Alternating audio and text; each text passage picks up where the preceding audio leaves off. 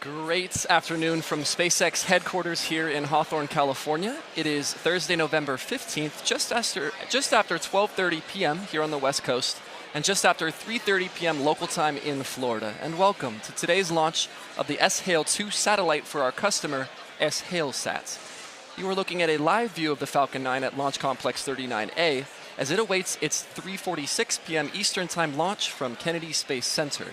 My name is Brian, and I'm a software engineer here at SpaceX. And today's mission will be SpaceX's 18th launch this year and the 12th flight-proven booster to fly in 2018 alone. Now, after stage separation, we do plan to land the first stage back on our drone ship named Of Course I Still Love You, which is currently stationed just off the coast in the Atlantic Ocean. Well, if successful, this will be SpaceX's 31st booster recovery. Today's launch window opens at 3:46 p.m. Eastern Time and it closes at 5:29 p.m. Eastern Time. But we are aiming for the top of the window with the clock at T-minus 13 minutes or so and counting.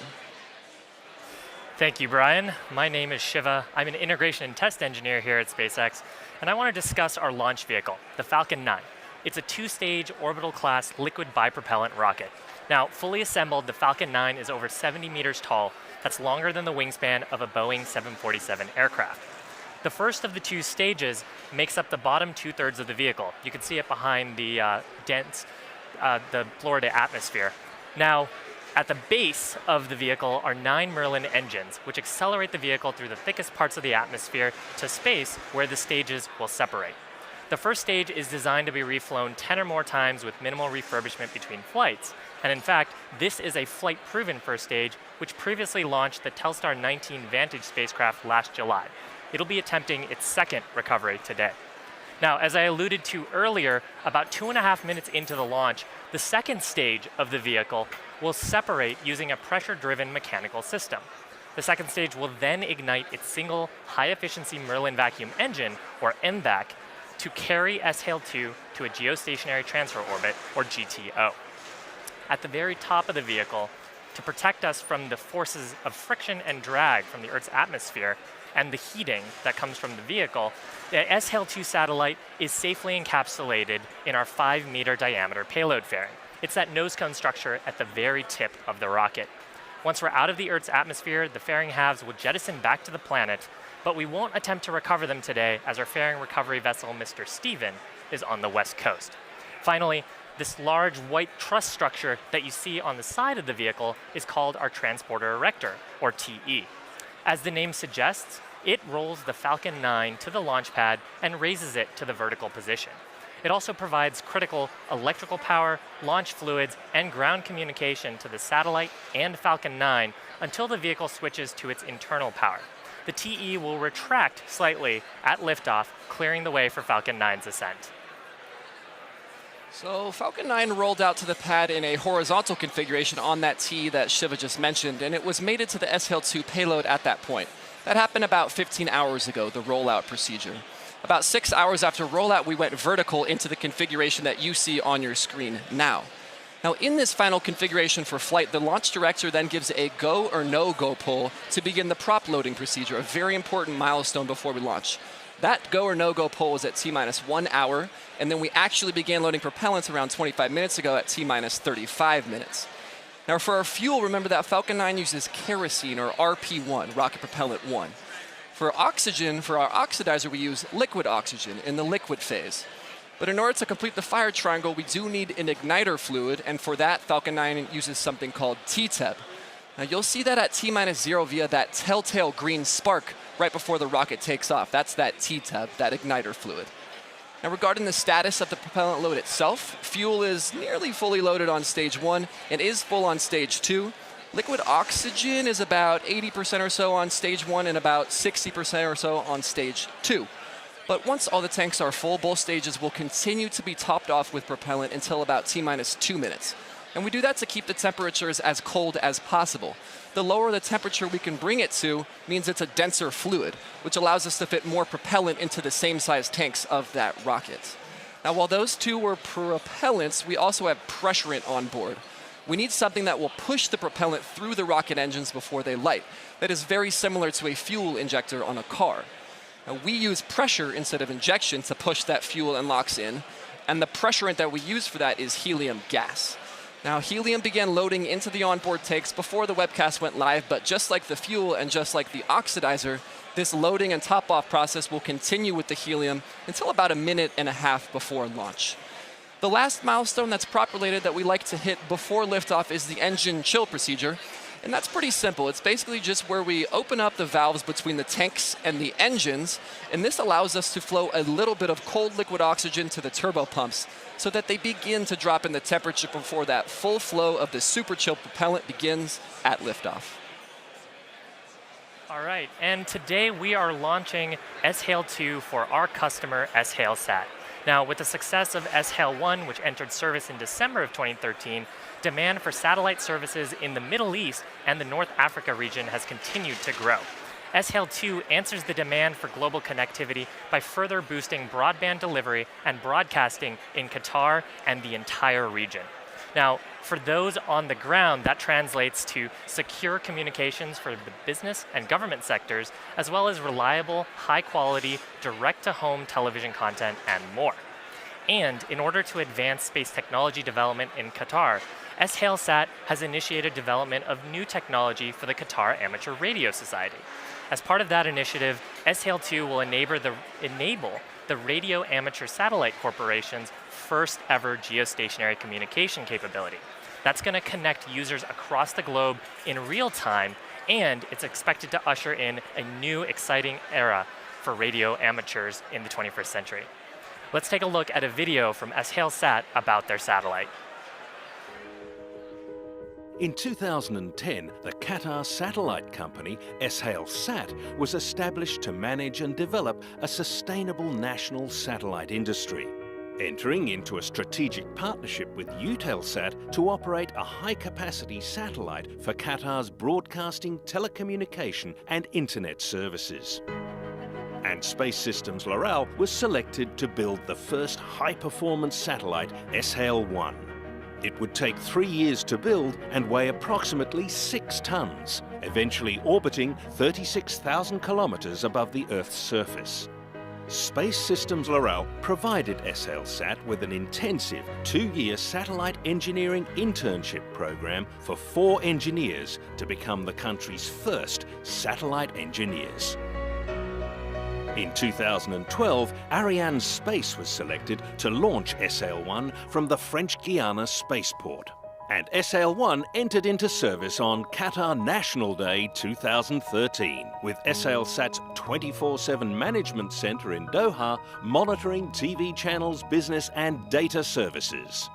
In 2014, Es'hail-SAT selected the Mitsubishi Electric Company to build its second satellite, and in 2015, a state-of-the-art teleport facility began construction in Doha, which is now nearing completion and set to open by the end of 2018.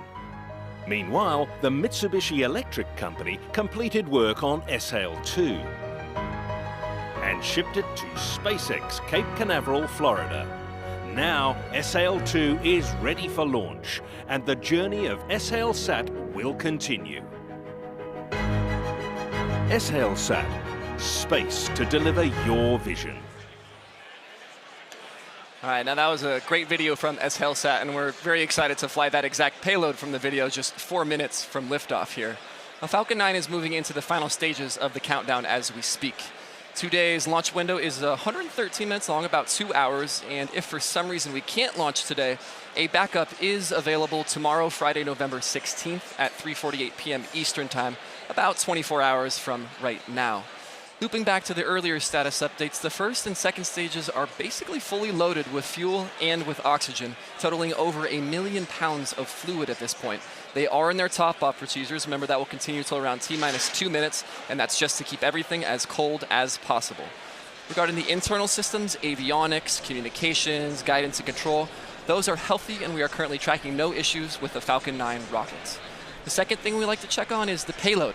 Es'hail-2 itself has transitioned from external to internal power onboard its own batteries, and they are currently tracking no issues as well. The third and fourth, the weather and the range, we always like to check on these because they are crucial to the successful launch. Weather balloons are released about every 10 minutes, and we saw some thick clouds and some cumulus clouds, but those have cleared and weather is go for launch. And that fourth item, the range, an ever-important purpose. They have cleared the surrounding ground, water, and airspace, and they are go for launch as well. Now at this T-minus 60-second mark, as we come in a few minutes, it's a pretty interesting thing that happens. Listen in for the announcement that the Falcon 9 is in startup. Now that implies the vehicle state machine has transitioned to the place where all of the onboard flight computers have fully taken over the vehicle. There are no more humans in the loop at that point. So the onboard autonomy, the software that I enjoy working on, is in complete control of the vehicle. So that's a neat transition from the humans in the loop to the machines in the loop for the 60 seconds before launch. So as we near that T-minus 0 mark, let's listen into the terminal countdown nets.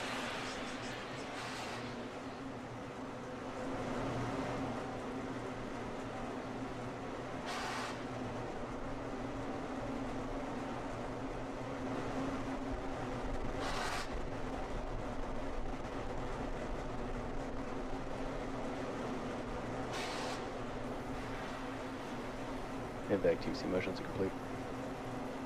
Cradle arms open for a strong back retract.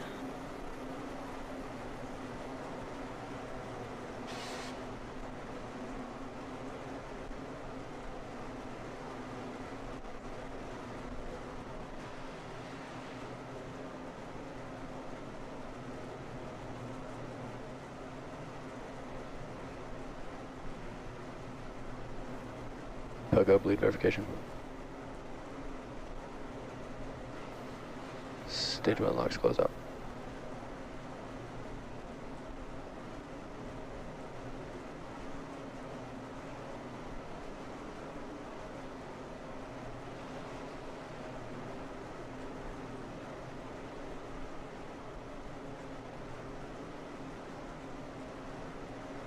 Strong back is at a retract angle of 88.3 degrees.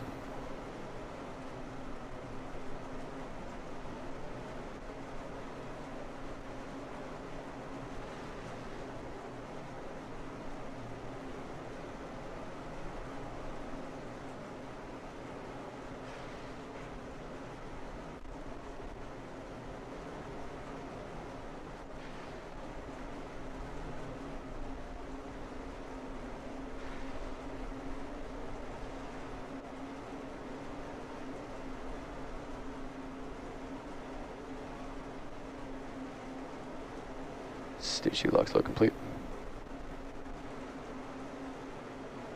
And Falcon 9 is on internal power.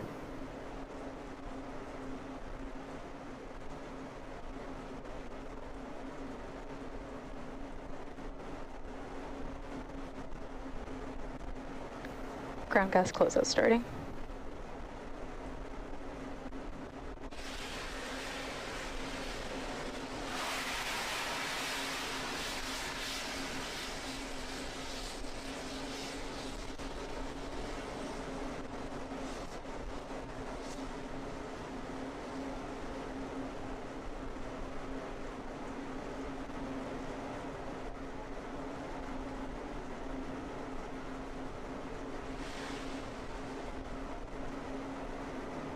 Ground gas closeout's complete.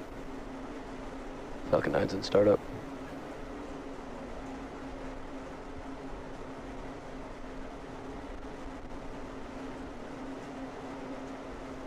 Stage 2 press per flight.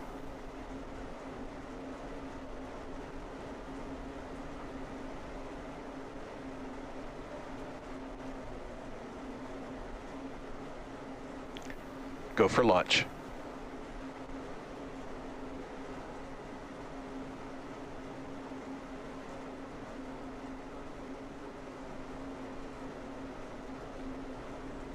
Stage 1 coming up to startup pressures.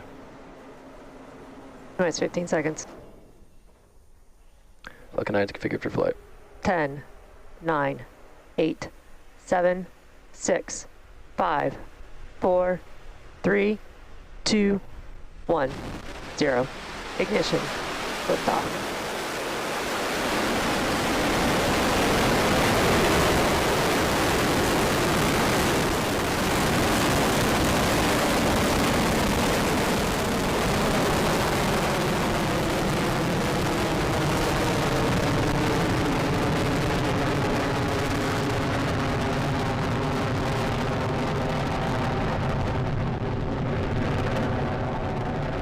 Check that range.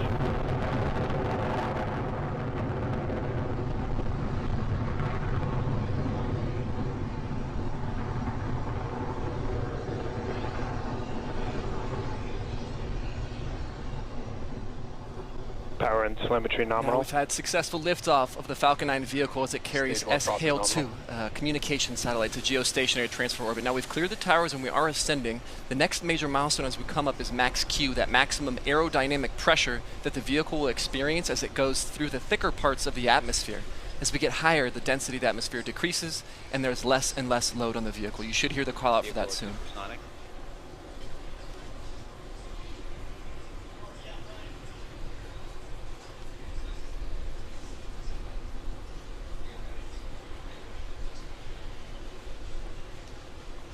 Vehicle has passed through maximum aerodynamic pressure.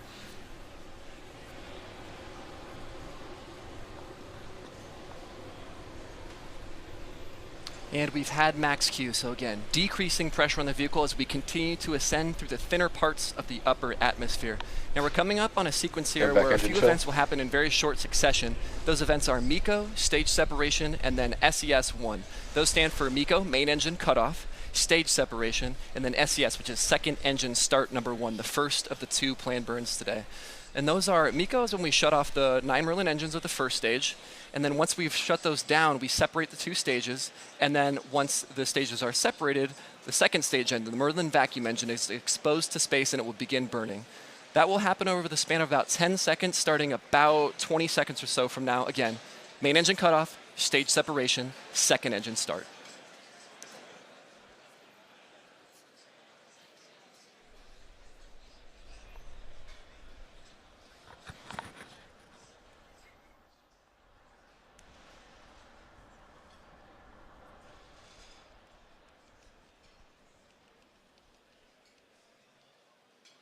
MECO, we have stage separation.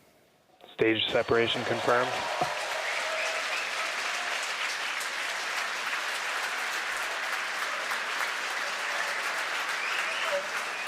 And back ignition.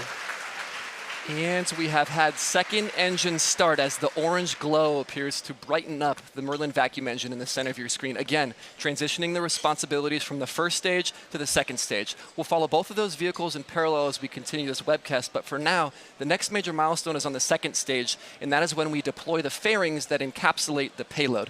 So Es'hail-2 is protected from the aerodynamics of ascent by that fairing. Once we're out in space, the air is not thick, we do not need it anymore, so we drop it to reduce our total mass.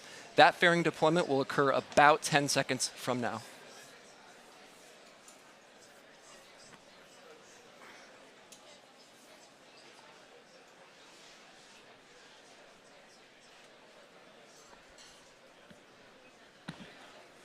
Fairing separation confirmed.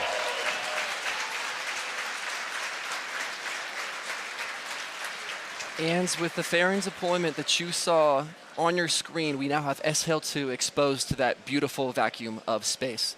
Now, second stage is going to go quiet here for a few minutes. Remember, you can see the orange on your screen. MVAC is still burning, and this is the first of the 2 planned burns for second stage. This burn will be multi-minute, and we'll return to it in a bit. We'll shift our focuses back to the left of your screen now, where the secondary mission, the landing of that first stage, is targeting the drone ship, Of Course I Still Love You, in the Atlantic Ocean. Now, just like second stage, that first stage is going to conduct 2 burns in its lifetime, and those 2 burns, we've already seen the first one, or I'm sorry, we are about to see the first one in re-entry, and then we will see the landing burn. Now, that re-entry burn is self-described. It's right before we re-enter the atmosphere. We want to slow down our velocity as much as possible. We're traveling very, very quickly. You can see on your screen, we're going 2,300 meters per second or so. It's an extremely fast velocity. We want to reduce that before we actually re-enter the thickness of the atmosphere again. So that's what the re-entry burn is doing, and that will occur about a minute and a half or so from now. Stage 2 is following a nominal trajectory.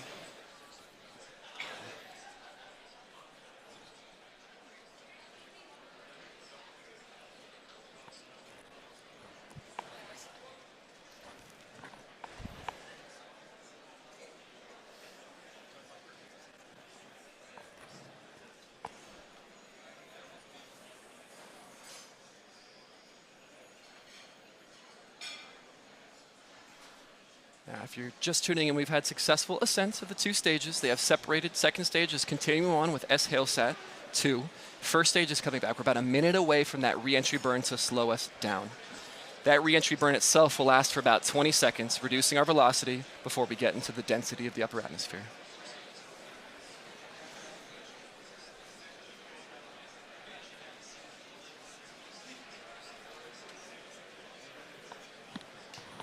few seconds away now. It's interesting to note, as you can see on the left side, we are actually engines facing the incoming air. So we're going engine first, and that's why the burn does slow us down. As the vehicle burns its engines, that will push us back up. And because we're going engine first, that will slow us down and decelerate the vehicle. Those quick puffs you're seeing are cold gas thrusters that are there to make minor attitude or position corrections on the vehicle. Stage 1 entry startup.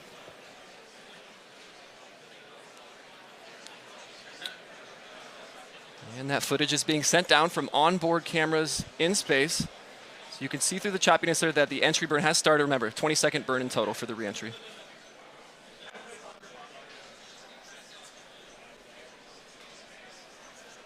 Stage 1 entry burn shutdown. And the entry burn has concluded. As you can see the exhaust there on the left side. Now we're going to go into the second of the two planned burns, the landing burn soon. But it's worth noting that we'll have a very short sequence here as well. While the landing burn is occurring, second stage is going to conclude its first of two burns. So you'll see the landing burn start on the left side of your screen, and then you'll see the second stage stop firing on the right side of your screen. And then about 20 seconds after, you'll see the left stage hopefully come down with 0 velocity on the surface of the drone ship. Landing burn start. SECO number 1, landing burn conclusion.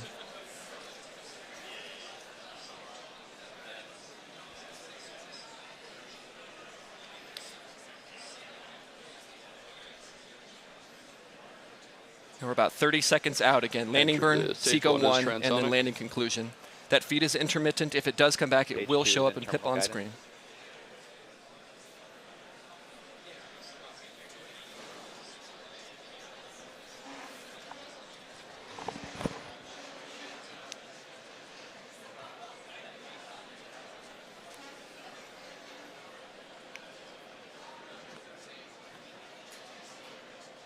Stage 2 FTS is saved.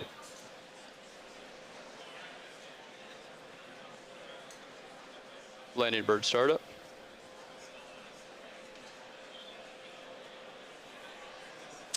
And there was SECO. You caught it at the very end there. Don't know exactly what's happening with the landing, but we'll report back for that as soon as we have information. But you saw that blip there at the end where SECO 1, second engine cutoff number 1, did occur, where the second stage stopped firing. We're going to check some data and tune in on first stage here in a second. Nominal orbital insertion. All right, landing shut down.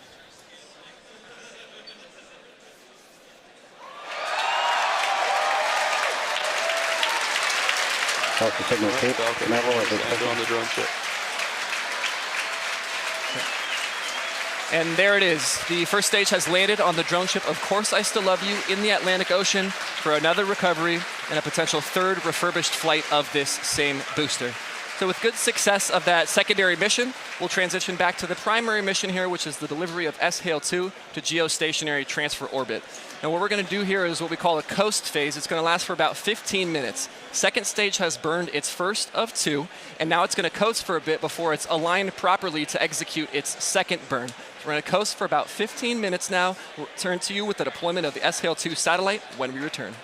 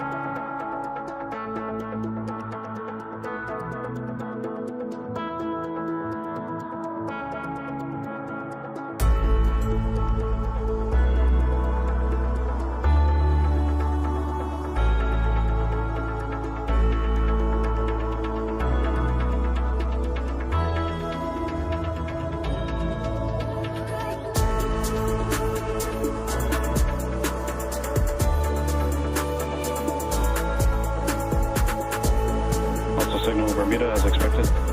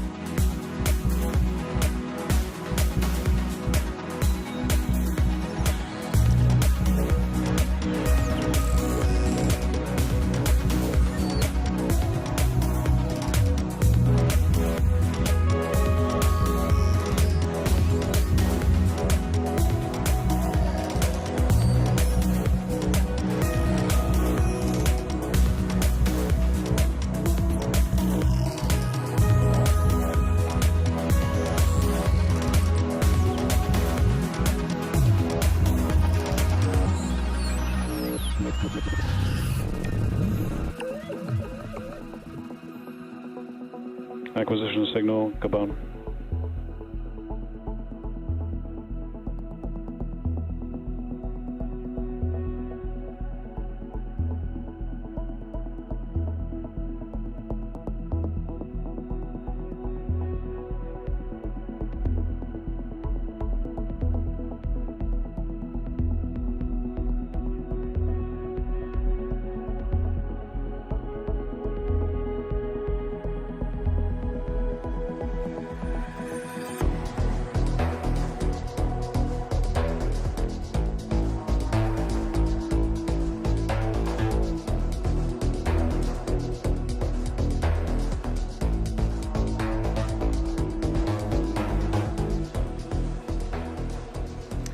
Welcome back to SpaceX's launch of the Es'hail-2 satellite. Now, if you're just joining us, we've had a successful mission so far. The second stage is in a low Earth orbit, and we're just moments away from secondary engine start to take the Es'hail-2 satellite up to its final geostationary transfer orbit. That's coming up in about 40 seconds. So let's watch for SES-2.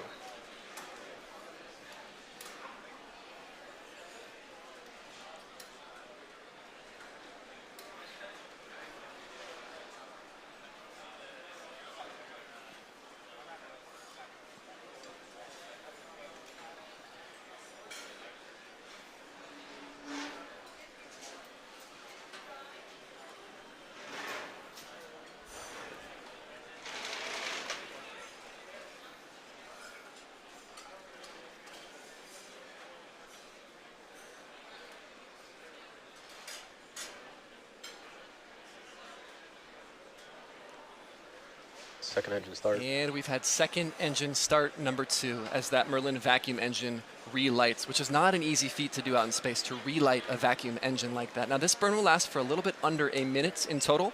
So we're going to burn through about T plus 27 minutes and a half or so, at which point we'll reach SECO-2, or second engine cutoff number 2.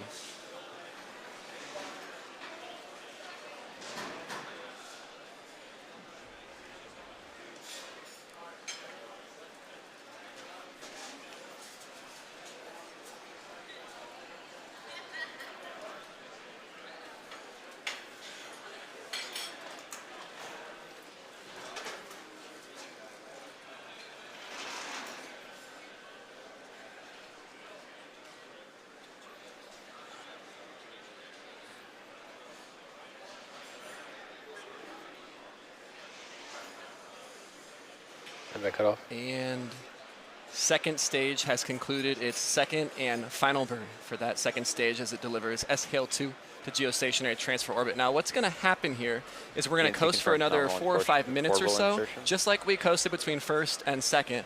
We're going to coast between now and the actual deployment of the payload in its correct trajectory. So we're in a good orbit for now. Stage 2 and Es'hail-2 are still mated. We're going to coast for about 4 minutes here, and then we'll deploy the satellite.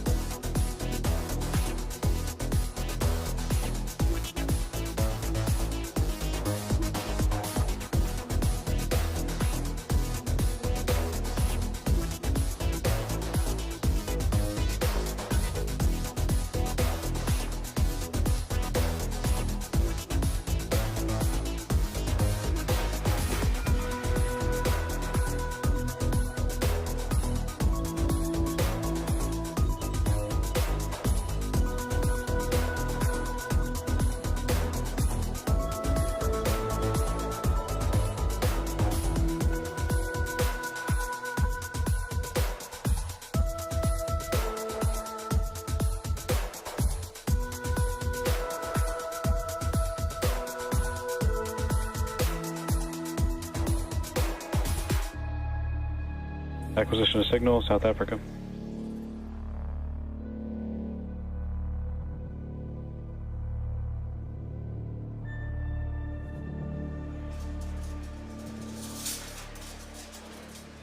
Welcome back to our webcast. Now, if you're just joining us, it's a great day for the second stage. We just finished SES-2 and are moments away from deploying the Es'hail-2 satellite into its geostationary transfer orbit. And the deployment of this payload is really the culmination of today's entire primary mission. We have different payloads that Falcon 9 as a launch vehicle flies, and we have different ways to adapt those to the payload. For Es'hail-sat, we need a mechanical connection to hold Es'hail-sat before we push it away. Now that joint is held together with small springs that when we release them, just gently push that payload away into its final orbit. Now, after the second stage deploys Es'hail-2 into its geostationary transfer orbit, that's it for the Falcon 9's mission. However, the satellite's onboard propulsion system will slowly raise its orbit into its final circular geostationary orbit. So here we go at the very end, the payload deployment coming up about 20 seconds from now.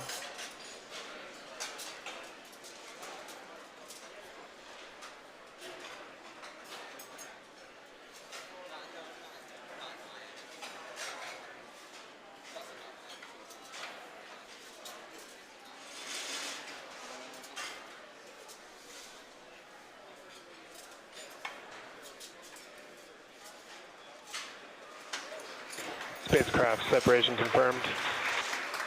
And there it is, a beautiful sight as Es'hail-2 floats away again Also to provide signal Gabon, as communications expected. from geostationary orbits. Today was a wonderful day. We'd like to extend a great thanks to our customer, Es'hail-sat, for entrusting us with today's mission. And surprisingly, SpaceX's first mission ever to be attempted in the entire month of November for the entire history of the company. Really exciting. So great day for us, great day for Es'hail-sat. We'd also like to extend our thanks to the manufacturer of today's satellite, the Mitsubishi Electric Company, as well as the 45th Space Wing for their range safety, and as always, the FAA for their licensing of today's launch. Now, we also want to thank all of you, our viewers, for joining us. If you're excited by today's launch and want to join our mission to make life multiplanetary, please visit spacex.com/careers for a list of our current job postings. Please also follow us on our social media accounts for the latest on our upcoming missions and milestones. And with that, we're going to be signing off from Hawthorne and wish you all a wonderful rest of the day. Acquisition of signal, Mauritius.